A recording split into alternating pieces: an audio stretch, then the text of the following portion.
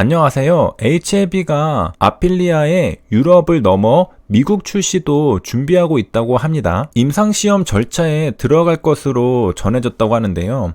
상피성 난소암에 관한 임상 2, 3상을 계획하고 있다고 합니다. 제가 최근에 좋은 자료를 하나 찾았거든요. 임상시험 길잡이, 임상시험의 이해와 실행을 위한 기본 안내서라고 합니다. 그래서 틈틈이 여러분에게 임상시험에 대한 지식을 전달해 드리도록 하겠습니다.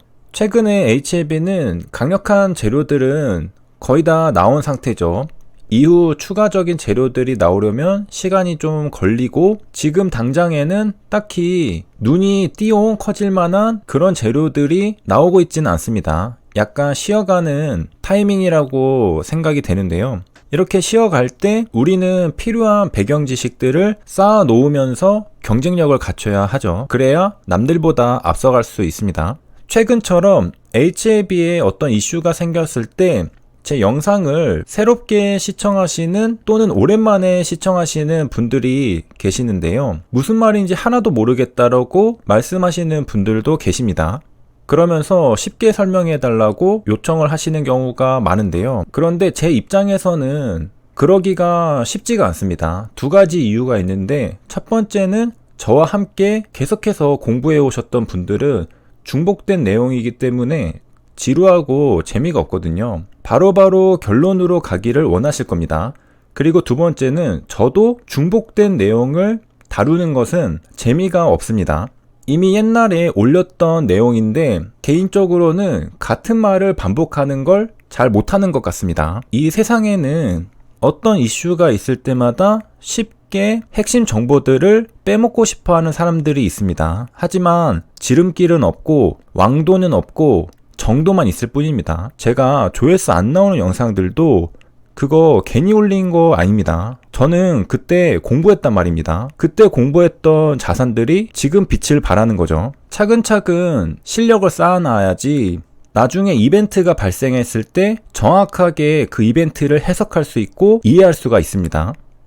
갑자기 불이 나게 공부해서 뭔가를 알려고 하면 실수투성이에다가 어느 순간에는 벽을 느끼게 됩니다. 왜냐하면 남들은 몇 달, 몇 년 동안 쌓아온 지식을 그 짧은 시간 안에 내가 전부 다 습득하기에는 힘들기 때문이죠. 우리는 평균적인 지능을 가지고 있다고, 평균적인 능력을 가지고 있다고 가정해야 합니다. 통계적인 사고죠. 내가 남들보다 뛰어난 사람이 아니라는 겁니다. 그렇기 때문에 내가 어떤 지식을 얻기 위해서는 남들이 한 것만큼 나도 해야 된다. 그런 인식을 가져야 하죠. 남들이 쌓아왔던 지식은 이전에 그 사람들이 투자했던 시간과 에너지의 결과물인 것입니다. 갑자기 주어진 게 아니죠. 자, 물론 제가 이렇게 말을 하더라도 필요할 때마다 제가 귀찮지 않다면 자세하게 설명을 최대한 해드리려고 노력은 하고 있습니다. 그런데 현실적으로 전부 다 그렇게 하기는 힘들다는 얘기였고요. 자, 그러면 들어가 보도록 하겠습니다. 참고로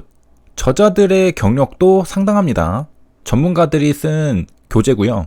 한 가지만 더 첨언하자면 우리가 임상시험에 대해서 공부하는 이유는 결국에는 이러한 배경 지식을 쌓아서 어떤 통찰력, 직관력을 갖기 위함입니다. 결국에 우리가 이거 공부하는 거는 이 분야의 전문가가 되기 위한 게 아니죠. 투자를 잘하기 위한 것입니다. 투자를 잘하려면 신약 개발 기업이 현재 어떤 상태인지 진단할 수 있어야 하겠죠.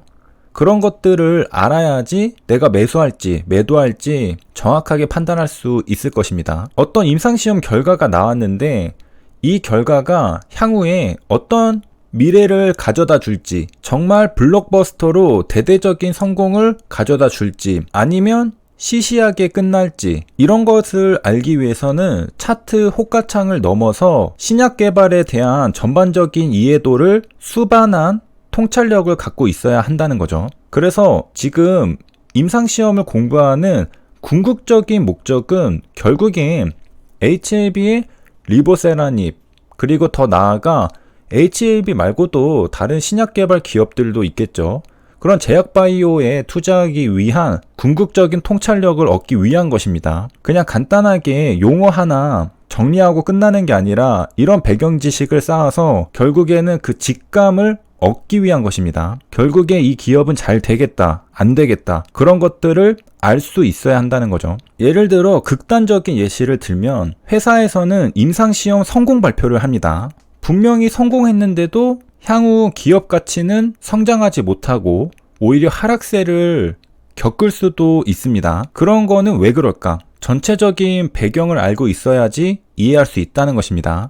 이제 좀 있으면은 HLB 파이프라인들의 임상시험 논문들이 순차적으로 공개가 되는데요. 우리가 임상시험 논문을 보고 장기적인 안목에서 어떤 미래로 갈 수 있을지 가늠해 볼 수 있어야 하겠습니다. 그리고 여러분들은 이거를 아셔야 되는데 어쩌면 정말 중요한 내용일 수도 있습니다. 증권사에 증권사 리포트를 쓰는 애널리스트, 그리고 저와 같은 유튜버들, 절대로 회사에 대해서 나쁜 이야기를 할 수가 없습니다. 그거는 아마 여러분들이 더 잘 아실 텐데 왜 증권가 리포트에는 매도 리포트가 안 나올까? 거기에는 여러 가지 이해관계가 얽혀 있는 것입니다. 누가 나에 대해서 나쁘게 말하면 기분이 별로 안 좋잖아요. 마찬가지로 내가 가지고 있는 주식에 대해서 나쁘게 말하면 기분이 안 좋습니다. 그렇게 안 좋고 끝나면 다행이지만 적극적으로 행동하시는 분들도 많죠. 예를 들어서 게임스탑 사태에서 공매도 친 헤지펀드는 게임스탑 주주들에게 온갖 협박을 받았습니다. 굉장히 적극적으로 행동하는 주주들도 있다는 거죠. 그리고 악의적인 루머를 퍼뜨린다고 회사로부터 법적 대응을 당할 수도 있는 것입니다. 그렇기 때문에 증권가 애널리스트나 다른 유튜버들이나 그런 위험을 감수하고 싶지 않겠죠. 그렇기 때문에 이 세상에는 나쁜 이야기는 별로 없고 좋은 이야기들로만 넘쳐나는 것입니다. 한쪽 방향으로 쏠려 있게 된다는 거죠. 이거는 이 세상이 원래부터 그렇게 생겨먹었습니다. 누가 싫은 소리 하면서 욕먹고 싶어 하겠어요? 다들 좋은 얘기하고 좋은 소리 듣고 싶어 하겠죠. 욕먹으면서까지 하고 싶은 사람은 없을 겁니다. 그렇기 때문에 안 좋은 내용이 좀 있다 싶으면은 그냥 입을 다물고 말죠. 저도 초반에 HLB에 대해서 조금 안 좋은 소리 했다가 주주님들한테 엄청 된통 혼나고 지금은 완전히 찬티 유튜버로 정신교육을 받았죠. 저도 사실 교육을 받은 상태입니다. 예전에는 중심을 잡아야 된다 생각해서 객관적인 좋은 것, 객관적인 나쁜 것, 이런 것들을 다 골고루 언급하는 게 맞다고 생각했는데 좋은 내용을 다룰 때는 굉장히 칭찬을 많이 받고 안 좋은 내용을 다룰 때는 욕을 바가지로 먹으니까 강화학습을 당하게 되는 겁니다. 한쪽 방향으로 쏠릴 수밖에 없죠. 그런 현실이라는 거고요. 물론 그렇다고 지금 HLB에 대해서 나쁜 얘기가 있다는 게 아닙니다. 공부를 하다 보면은 어떤 것들이 눈에 띌 수가 있는데 그런 것들을 시시콜콜하게 전부 다 언급할 수는 없는 현실이라는 것입니다. 그러니까 한마디로 좋을 때는 좋다. 하지만 위험할 때는 다 입을 꾹 닫고 있다는 얘기입니다. 굳이 안 좋은 얘기를 해봐야 득될 게 하나도 없기 때문이죠. 그러니까 이 세상에 나를 지켜줄 수 있는 사람은 온전히 나밖에 없다는 겁니다. 내가 스스로 자료를 해석하고 스스로 판단해야지 남에게 온전히 의존하는 것은 안심할 수 없는 전략이라는 것입니다. 그럼 이렇게 생각할 수도 있습니다. 아니, 안 좋은 게 있다면은 빨리 알려줘서 다들 위험을 피할 수 있게 도와줘야 하는 거 아니냐, 이렇게 생각할 수도 있는데 만약에 안 좋은 얘기가 있는데 그게 퍼져서 주가가 팍 떨어졌다. 그럼 그 탓을 누구한테 과연 돌릴까? 걔가 그 얘기를 해서 떨어졌다. 가만히 있었으면은 모두가 괜찮았을 텐데 그놈이 범인이다. 그놈이 주가 폭락의 범인이다. 이렇게 될 수가 있는 것입니다. 그러니까 남들에게 위험을 알려주려고 하는 행동이 오히려 그놈이 범인이다로 낙인 찍힐 수가 있다는 것입니다. 총대 매는 게 결코 이로운 전략도 아니고 현실적으로도 쉽지 않다는 거죠. 이 얘기를 하고 나서 216 사태에 대해서 또 다른 관점으로 생각이 갑자기 났는데요. 옹호하는 건 아닙니다. 왜냐하면 허위공시 아니었잖아요. 근데 허위공시라는 워딩을 썼기 때문에 옹호하는 건 아닙니다. 그런데 프리 NDA에 관한 내용은 있었죠. 그런 것들은 사실 불편한 진실일 수 있었는데 굳이 알릴 필요가 없는데 시장에 알려져서 주가에도 타격을 받았었죠. 물론 프리 NDA 내용뿐만이 아니라 증선이 조사를 받고 있다는 등 허위공시라는 등 이런 워딩들이 다 함께 있었기 때문에 보유자 입장에서는 주식을 던질 수밖에 없었죠. 지금 LB 주주님들에게는 기사를 쓴 그 기자들은 거의 숙적 수준이죠. 공매도와 함께 처단해야 될 숙적으로 인지를 하고 있습니다. 제가 가끔 이야기를 나누다 보면 주주님들의 굉장한 분노를 느낄 때가 있는데요. 주주님들이 대략 14만 명이 이제 되죠. 그 수많은 주주님들을 전부 다 적으로 돌리게 되는 겁니다. 어떻게 보면 인간으로서 굉장히 용기 있는 기사인데 왜 그 기사를 써야만 했을까? 그리고 썼던 이유는 뭘까? 그런 것들이 개인적으로는 가끔 생각해 보면서 궁금합니다. 어떤 이유가 있었겠죠? 예를 들어 사명감을 가지고 진실을 알려야 한다. 이런 기자로서의 소명의식일 수도 있고요. 아니면은 그 뒤에 누군가 있을 수도 있습니다. 어떤 세력일까요? 그래서 왜 그런 일이 벌어졌는지는 잘 모르지만 개인의 입장에서 보면 굉장히 용기가 있는 행동이었고 물론 옹호하는 거 아닙니다. 왜 그랬는지, 왜 그렇게 되었는지 개인적으로는 그 내막이 굉장히 궁금합니다. 과연 무엇이었을까? 저 같은 경우에는 아무 생각 없이 영상을 올렸다가 갑자기 그게 벌집을 건드린 것처럼 주주님들의 집중포화를 받았던 적이 과거에 몇 번 있거든요. 저는 별거 아닌 것 같아서 그냥 공부한 거를 올렸는데 그게 사실은 민감한 거여가지고 제가 영문도 모르고 욕을 엄청 먹었던 적이 몇 번 있습니다. 그 압력이 거세기 때문에 제가 못 버티고 영상을 내리거나 정정하는 경우가 몇 번 있었죠. 그런데 그 당시에 저는 그게 왜 그렇게 심각한 건지 이해를 잘 못했었거든요.